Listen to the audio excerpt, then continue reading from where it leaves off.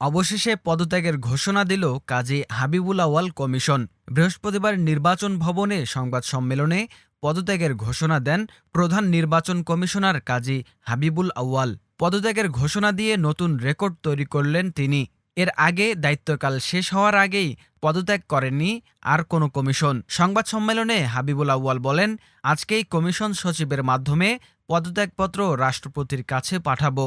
তিনি বলেন, যে উদ্দেশ্যে বিপ্লব হয়েছে আমরা সকলেই চাই সেই উদ্দেশ্য বাস্তবায়িত হোক, দেশে যথাযথ সংস্কার আসুক।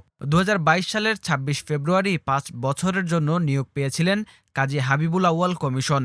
এই কমিশনের কমিশনাররা হলেন মোহাম্মদ আহসান হাবিব খান, রাশেদা সুলতানা, মোহাম্মদ আলমগীর ও মোহাম্মদ আনিসুর রহমান। শুরু থেকেই হাবিবুল আউয়াল কমিশন ঘিরে ছিল নানা বিতর্ক।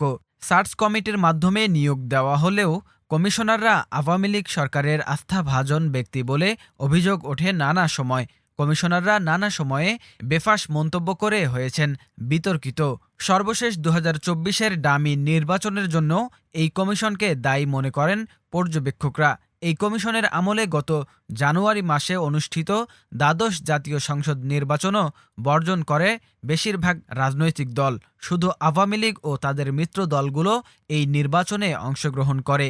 পাশাপাশি নির্বাচনে শেষ মুহূর্তে ভোটের হার অস্বাভাবিকভাবে বৃদ্ধি করায় আস্থা হারায় এই কমিশন। যদিও এসব অভিযোগ অস্বীকার করে গেছে হাবিবুল আউয়াল কমিশন। এর আগে গত মাসে ২০১৪ ও ২০১৮ সালের জাতীয় সংসদ নির্বাচনে নির্বাচন কমিশনারদের দায়মুক্তি দেওয়ার বৈধতা চ্যালেঞ্জ করে রিট করা হয়েছে।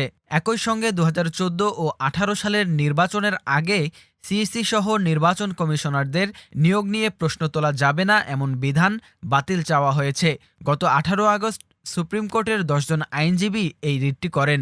বিচারপতি একেএম আসাদুজ্জামানের নেতৃত্বাধীন দ্বৈত হাইকোর্ট বেঞ্চে এই রিটের শুনানি হয়। রিটকারীদের আইনজীবীরা জানান, ইসি নিয়োগ নিয়ে আদালতে চ্যালেঞ্জ করা যাবে না।